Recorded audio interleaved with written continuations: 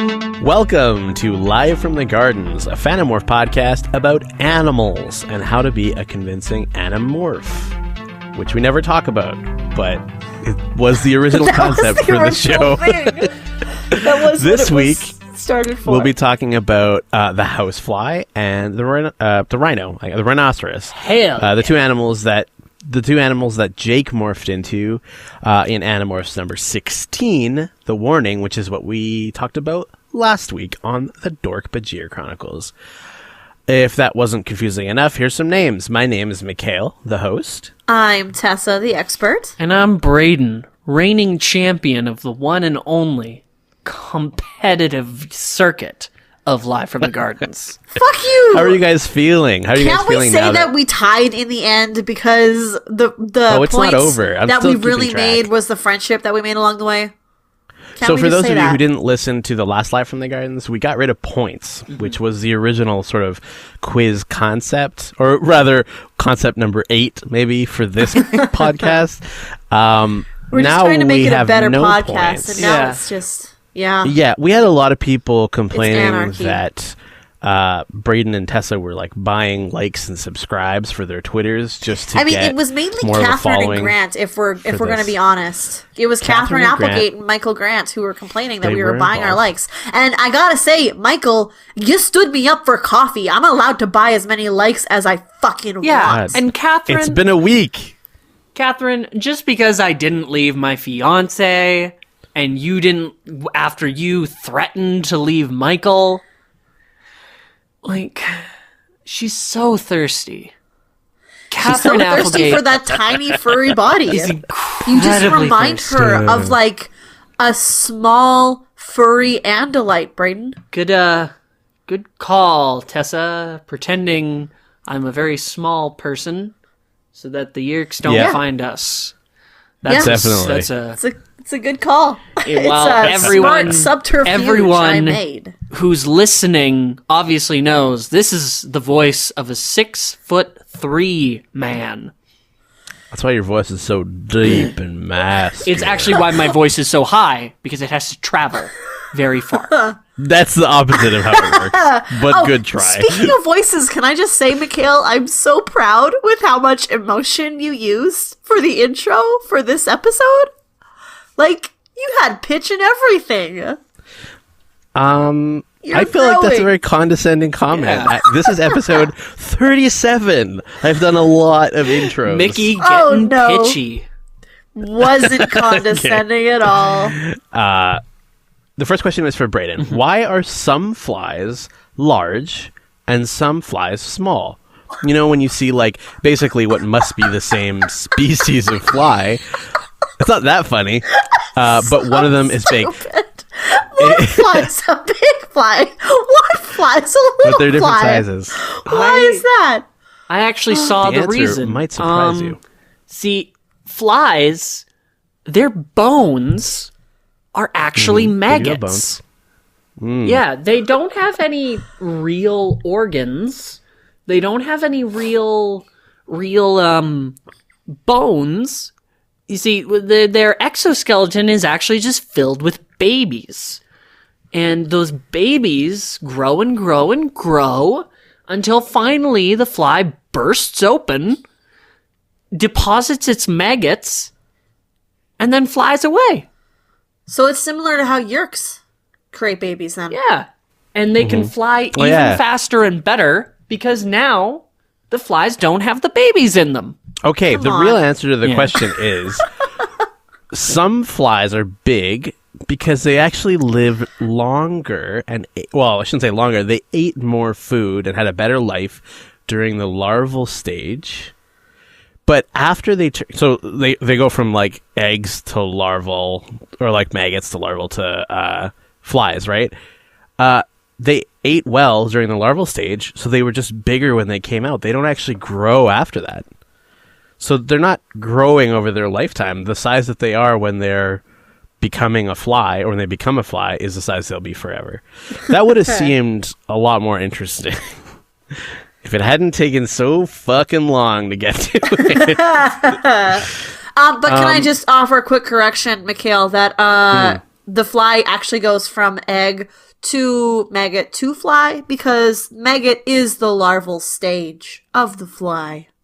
Yeah, I was reading my notes and I wrote it in a weird way, and I wasn't sure. I think you're totally right. That whole sentence, why are some flies large and some small? It's like, I don't fucking know. It's life, well, there's man. your answer. It's there's a your answer right there. crazy thing called life. It's because God right, loves some of them more. All right, Tessa, how come many female houseflies will lay their eggs in one spot? And I don't mean over time. I mean like all at once kind of thing. Goop, actually. Gwyneth Paltrow wrote an article a couple years ago on goop.com about the benefits for giving birth all at once in one spot. There was a follow-up article about putting maggots inside your vagina and how that will clean it out, but that one was geared towards humans, whereas the first article was geared more towards her animal readers. Jesus Christ. It's supposed to align your chakra and also make it easier for you to get your beach body back after you lay a whole bunch of eggs. Yeah, no, that's right. It was Gwyneth Paltrow related anyways. Yeah. Gwyneth Paltrow deposits a chemical. Okay, no. A chemical is... Individually in each female. She goes around with an eyedropper. Yeah. They call her the fly egg enough money. fairy. She's got the time. Yeah.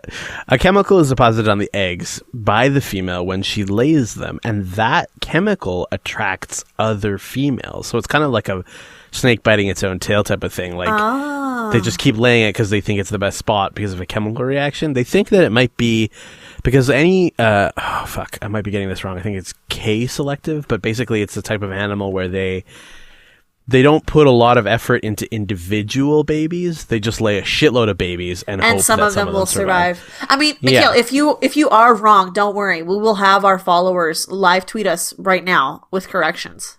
Right now, during the recording.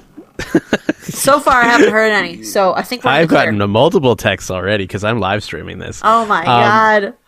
But basically, they think it might be for protection, right? Because the more eggs that are in one spot, the more likely that more of the babies will survive. Yeah. Although it could also have the opposite effect, which is where like a big old crow big just enough. comes and eats them all. Exactly. Brayden. Yes. What do houseflies do in the winter? So, other than write a dissertation during a recording. Actually, I'm writing just He's writing his Housefly Santa crossover fanfiction. Yeah. It's the Secret of Christmas Part 12. Busby woke on the 25th of December. His eyes beard are is just all full of maggots. wonder.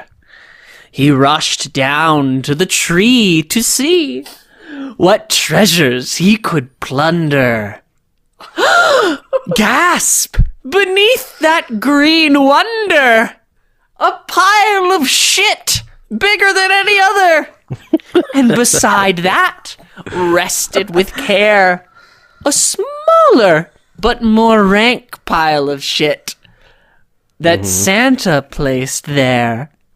Santa, you This is see, rhyming really well. for flies, takes the time to take down his trousers and lay a brown line. Santa neglects this is pretty none of his chillins because flies live a very short time and they experience every second as years. And all they do Okay, that dropped off. is eat and try to survive and say to themselves, if I have a batch of kids, that'll make all of this worth it, right? If I make that'll fix a everything. new generation, like someone's gonna reward My me, life right? won't be for Something. naught. I will at least feel satisfied at the end of it, right? Right? I will never be satisfied. They don't know who they're asking. They don't know who. You know, the answer is actually more horrifying than that. Oh my God. So a lot of houseflies don't live that long anyway, Yeah, so okay. they'll die I before actually winter, heard but that they live like literally a day. That's not true. They live That's weeks. not true? Okay. Because that's an Animorphs fact that comes up in a later book, was that flies live for, like, a day. So. I mean, keep in mind there are, like, tons of different types of flies, but the housefly is the one I'm talking about. And also keep in mind that the Animorphs are all 13-year-olds, and they don't actually know how long anything lives. Some flies, however, will actually go into a state of, like, sort of false hibernation. Yeah, biostasis, yeah. So, but here's the crazy thing. There's a fly. It's not the housefly. It's a different type of fly. It's called the cluster fly, and it does hibernate, but the way that it does that is by basically, like, piling into a dog pile of flies called a diapause. Or they interdiapause, which is like fake hibernation. But people have been known to find like chunks of vibrating flies, like stuck to the underside of their house and stuff like that, or in, like, upper closets and stuff. And it probably looks like a beehive or something with a bunch of bees around it. And instead it's all flies. Pictures. I couldn't find any pictures, but it looked pretty disgusting. Or, like, yeah, I imagine it looking pretty disgusting. Oh, like a rat king. Or Tessa, sorry. Yes. Why are houseflies so good at avoiding being swatted? Because they're working with a human botfly. So the human botfly is a fly larva that has infested about 75% of the planet. I'm taking out my headphones. I don't want to hear a description of a botfly. And I know what botflies are too, actually. Yeah, it's horrifying. And they've actually learned how to speak with one another because all of the hand sanitizer we've been using on bacteria, well, like the 5 or 1% that doesn't die from the hand sanitizer and antiseptics and stuff has grown and mutated to become even stronger. And what scientists are realizing is that these bacteria actually have a symbiotic relationship with flies, so they let the housefly and the botfly communicate with one another. Are you reading a Wikipedia article? Like, what is happening right now? Yeah, this is on Wikipedia of the. It's en.wikipedia.org/xrq/botfly housefly relations -107. Fanfic? This is your archive.org fanfic. See me on proboards.com. No, with my chat room. The real answer is that flies can process information mentally 7 times faster than humans can. Yeah, because the botfly is helping them. Yeah, in the time that it takes for you to think, like, I'm going to swat that, and then you do swat it, the fly has had time to have 7 thoughts of, like, I'm going to avoid that and react 7 times. Let me just Google human botfly for a second and just remember how horrifying it is. Brayden, this question's for you, and nice. You might actually know what it is. Nice. Oh, cool. Were you gone? Yeah, no, he left. I said, I am not going to be here to hear descriptions of a botfly, and then I took out my headphones. You actually left. Yeah. Okay. They have shown to be vectored by over 40 species of mosquitoes. Jesus H. What is, or what was, Operation Cherry Blossoms at Night? Okay, Operation Cherry Blossoms at Night. I'll give you a hint. It's World War II era. Oh my god. Do they strap bombs onto flies? Just like in Sunwing? Except with flies instead of bats? Oh no, let's save that for next week because you know there are going to be some Silver Wing references. Right. Fuck yeah. Yeah. Second bat book. Okay, well, yeah, you'll be disappointed to know I don't actually know what this is. Tell me if I'm wrong. Project Cherry Blossoms at Night was during World War II. It was a Japanese effort. They called it Sakura at Night. It was a project by the Japanese, Mikhail. Am I right on that note? They translated you want me to part of it. answer Yeah, you just live sort of a point by point. Yes. The Japanese were heavily involved. Okay. They were the ones doing the operation. They were doing the operation. Okay. That's why it. I guessed because it's very. The naming convention was very not an American military naming convention. I'm guessing it was a project to use the common fly to spread to use them as my first instinct is like a biological, like, disease spreader. Yeah, you got it. So they used fleas and flies, or at least they planned on using flies, but they definitely used fleas and they were encased in bubonic plague, cholera, smallpox, botulism, and anthrax, as well as a few other diseases. Anthrax? Is that a disease? Yeah. Isn't it? I thought it was a biological. Oh, I was thinking of asbestos. Okay, yeah. That, those are different. Bio. Anyways, I recommend you read up on it because it's a little complicated, but apparently they had planned to use it as retaliation for Pearl Harbor in World War II as well, but they used it largely on the Japanese planned to use it as retaliation for Pearl Harbor? We had to use too many planes. Those damn Americans fought back too hard. We need another attack plan. Oh, sorry, I read it wrong. You're totally right. That makes no sense. It was planned following the attack, not as retaliation. I don't see color or sides, even in history. Everyone's right all the time. All right. It's very interesting, though. I recommend you look it up. Largely, like, the logistics of it was, like, kind of wild. Yeah. Hey, Mikhail. Yeah. How do flies have sex, though? Thank you for moving the podcast forward.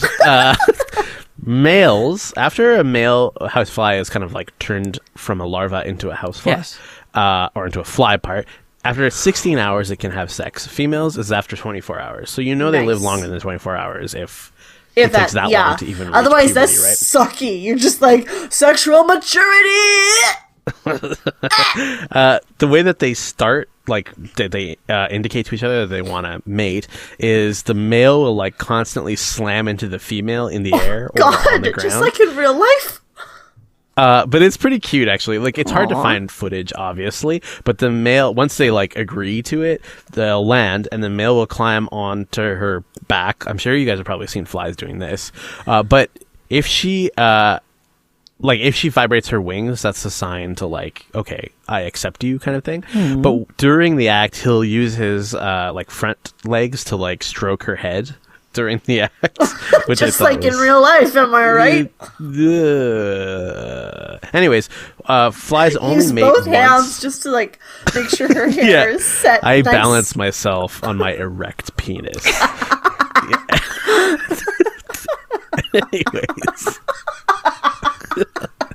Anyways, right. Only okay. Stop. Okay, let me move forward here. Braden's not laughing because he's furiously sketching it.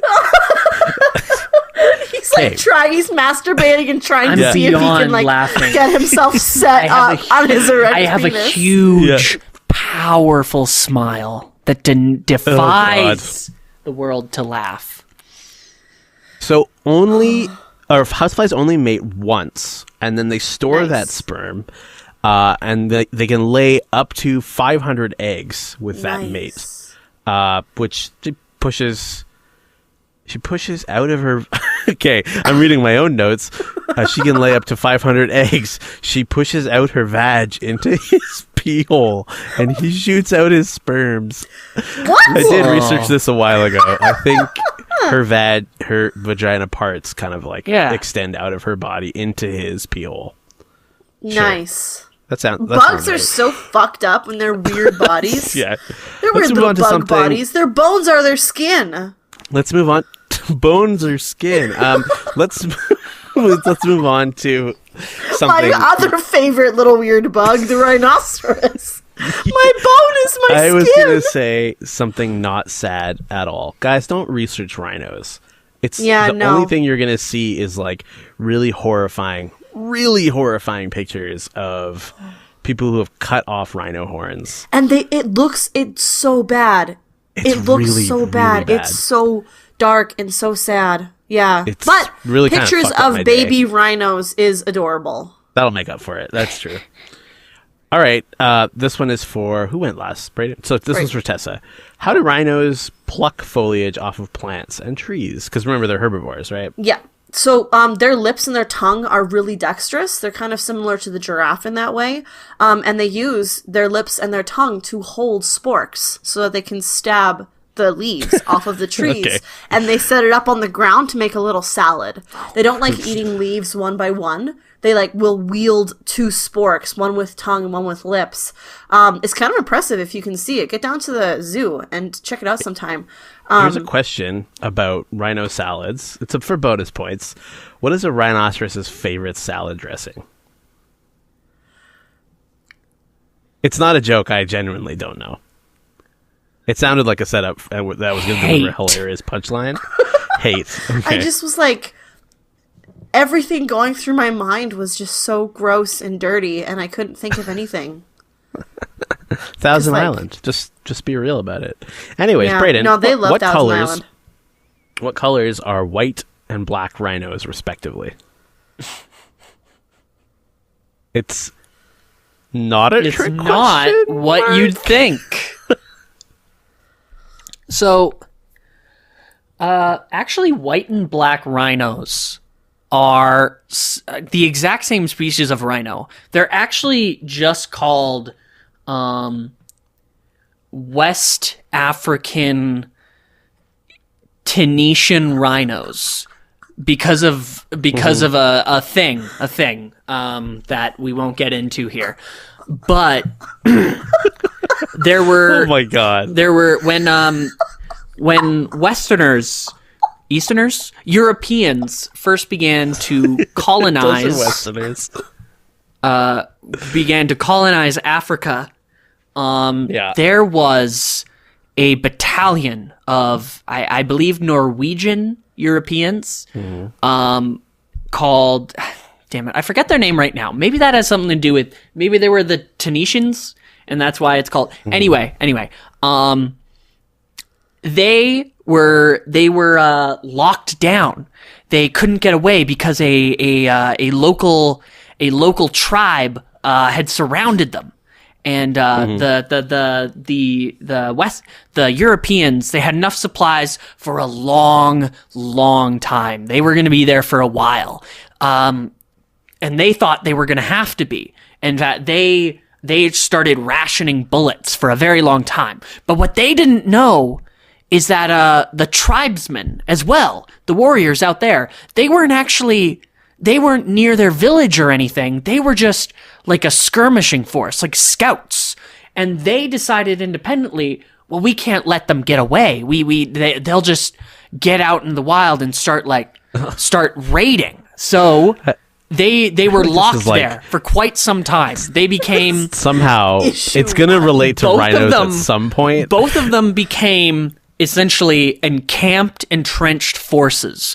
Essentially, it was that I make an effort to make my answers short. It was a fortress within a fortress, and the fortresses were fighting each other. They had to stay there for years, and eventually, both ran out of weapons and ammunitions.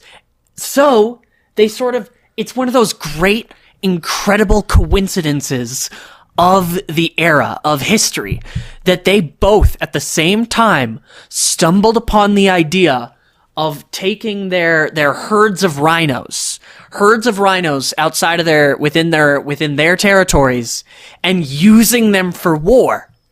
And sort of what it came to be called, because it was, the rhinos, the same species of rhino as the one that the others were using. The Europeans rhinos, when they ran into each other, these trained rhinos began warring. They were like, oh wait, whose rhino is that? Is that one of the white rhinos or the black rhinos? Oh, it was like a Michael Jackson thing. It was a Michael Jackson thing. Yep. Anyways, the real answer is they're both gray. And it was a quirk of the language that made people call it over time white and black. They are two different species, but they think it originated from words. Actually, it's funny that you touched on like Norwegian Europeans or something, because I think it was some people in that region it was a word like wid, which means wide, because they have white rhinos have a wider forehead kind of thing, or a wider snout.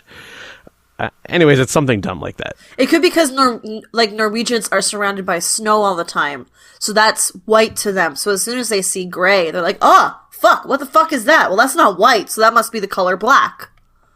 And then, whereas if you're in Africa, you see all kinds of colors, except for the color let's tread lightly on this topic, maybe. You see all kinds of colors, like parrots are all kinds of colors, and there's no snow, so you don't see the color white in Africa anywhere. So they think that gray is the color white. How thick is a rhino's skin? Well, how thick do you need it to be, baby? That's the best answer I think I've heard all day. I need it to be 1.5 to 5 centimeters thick, which is about ½ inch to 2 inches, which is actually how thick it is. But you got to compare that to humans, because you think like, well, how fucking thick is human skin, which is exactly what I asked. Yeah, a centimeter, all the 7 layers. Well, it's even less. It's 4. Some of the thickest parts of your your hand, for example, would have really thick skin. 4 millimeters, which is 1/8 of an inch. Fuck. Compare that to 5 centimeters. That's 50 millimeters. It's the biggest organ in the human body, but it's also the biggest pussy. Well, it might be your biggest organ. No. Yeah, I don't know about all you. Of our My biggest brain is really big. Bigger than. God damn it. Braden, why do rhinos coat themselves in mud? Why? This actually goes back to it's another Goop article by Gwyneth Paltrow. I missed this one. Loves mud. That's why she called the magazine. Gwyneth Paltrow, oh God, the history of Gwyneth Paltrow dates back to European, Eastern? Guys, I swear to God. No, Western Europeans coming to Gwyneth Paltrow's apartment. No. Gwyneth Paltrow the is ancient actually land of Gwyneth Paltrow. Yeah. Gwyneth Paltrow is actually an expat. She is actually a rhino. Extensive plastic surgery, of course, like everyone in Hollywood.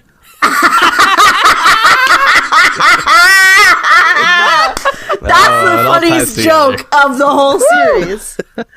But okay, I agree. We should throw Gwyneth Paltrow under the bus because she's not the greatest person in the world. But she tells you to buy $70 stickers that will change your mood. Yeah, I've looked at that website. It's scam. It's so messed up. Very scammy. Guys, let's be quite honest here. Gwyneth Paltrow isn't the worst person for believing some dumb stickers will improve your mood when there's people who sell $120 rocks. Yeah, Gwyneth Paltrow sells that too. Or people who sell rhino horns, man. Yeah, and they were in Vietnam, apparently. That's not to call out Vietnam, but I'm calling out Vietnam.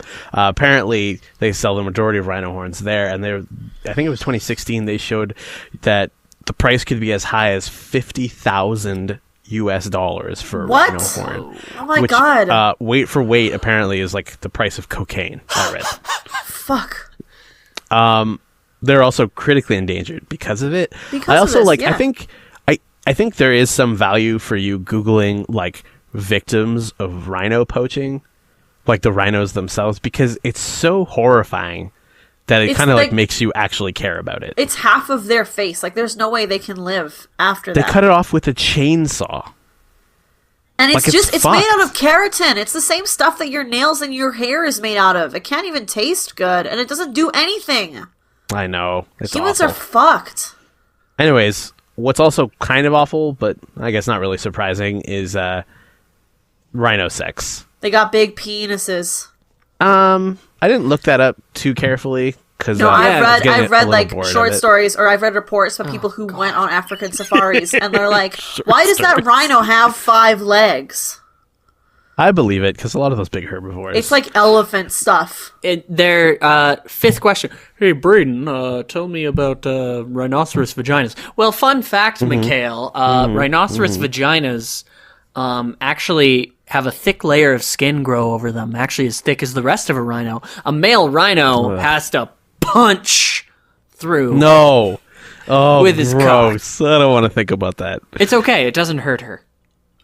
All right. So here's the skinny. or the not so skinny. Because rhinos are large. Okay, so it starts off by female ovulation, just like a lot of the stuff starts. Sick. One interesting thing about that is that one interesting thing about the curse is that What? The curse. Why did you make it weird? Why did you make it weird? Why am I going to be uncomfortable now? Oh my god! I'm ovulating as we speak. Now I'm uncomfortable. Females will only ovulate when they're apart from their mother. Like, their body just won't let it happen unless they're apart from their mom. That must be a weird competition thing. I didn't really understand that. So, in order to mark off an area for, like, males to get ready to pick females or vice versa, males will actually shit in, like, a big area to mark it off. What is with these large African pachyderms and shitting for sex? Well, I think the answer is, like, they just have a lot of shit in their body. Like, why not use it? They need to find uses for it. They gotta do something with that salad. They gotta make it into poop and fuck it. So, in classic, like, large animal style, the males will fight each other for the right to mate with the female. That must be impressive. Oh, yeah, big time. They die. Like, not a lot of them, but sometimes they die. But one thing that was interesting to me was that the female is actually the one that picks the male. Nice. Once she picks the male, she'll sure. She'll follow him A woman around has once she never picks, picked me. and she will actually spray scent, like, you know how, like, Nice. animals do, right, behind her, and that will make sure that no other females think that they can take that man.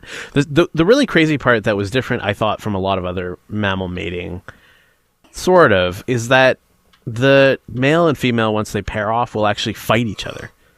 Like, what? they'll wrestle each other and, like, kind of bang heads and swing their heads sideways and shit.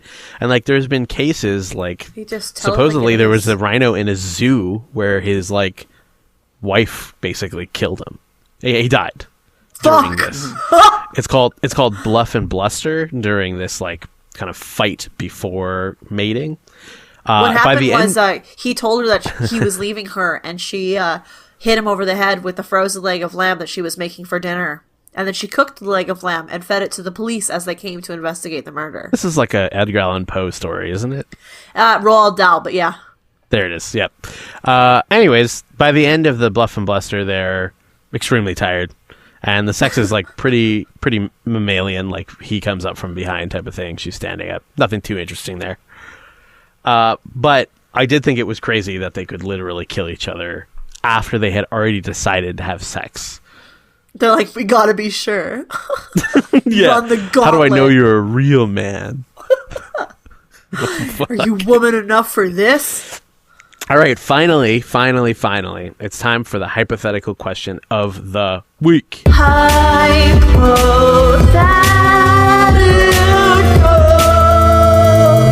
question of the week. Hypothetical question of the week. Question of the week. Question of the week. Would you rather be a fly with the skin of a rhino or a rhino with the wings of a fly? Now, here are the details.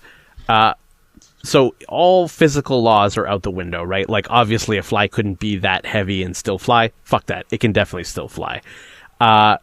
Or, like, for example, like, proportionally sized houseflies on a rhino couldn't make it fly. Fuck that. It can fly like a housefly can now.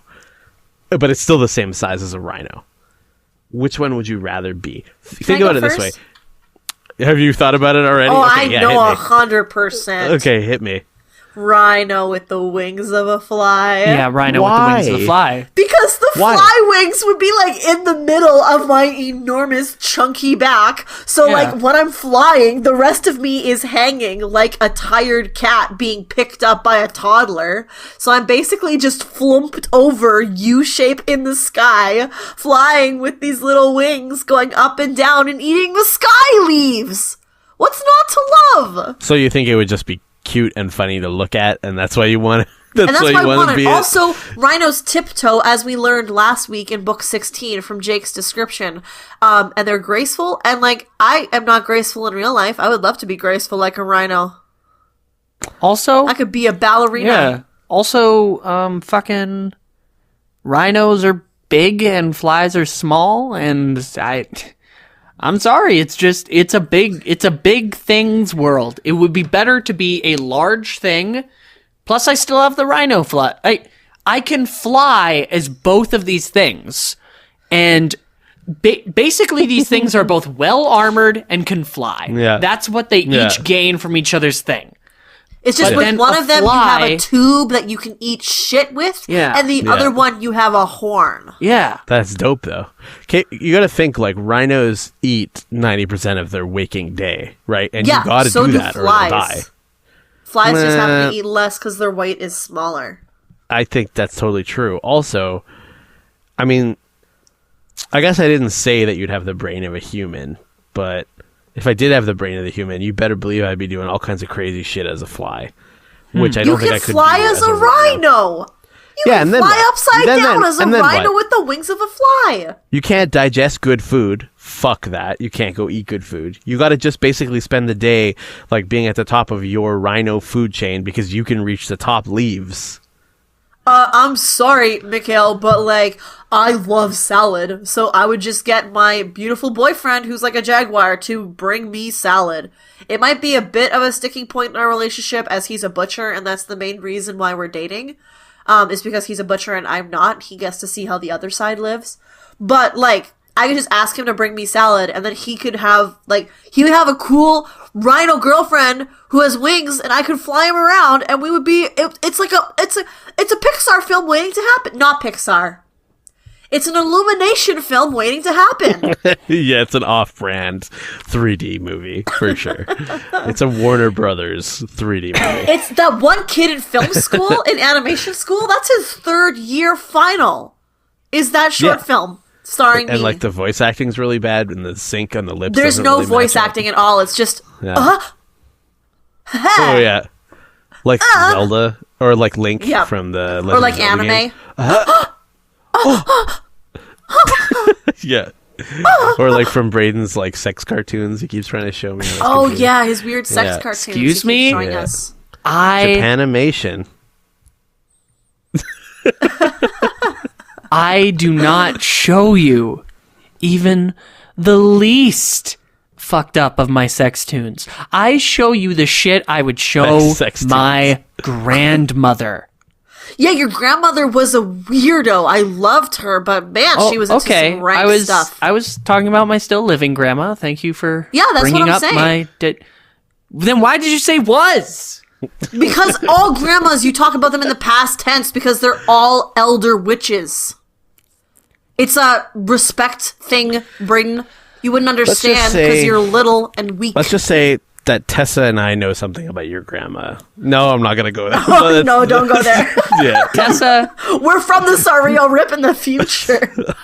All grandmas have amalgamated into one super grandma who must be called ma'am. I was going for something a lot more tame, but on that topic, next week we'll be talking about Animorphs number 17, The Underground, where all the recluse and abandoned grandmas live. That's my prediction. And the following after that, we'll be talking about the morphs from that book. Probably the bat, probably the grandma. Let's get real here. Let's get real.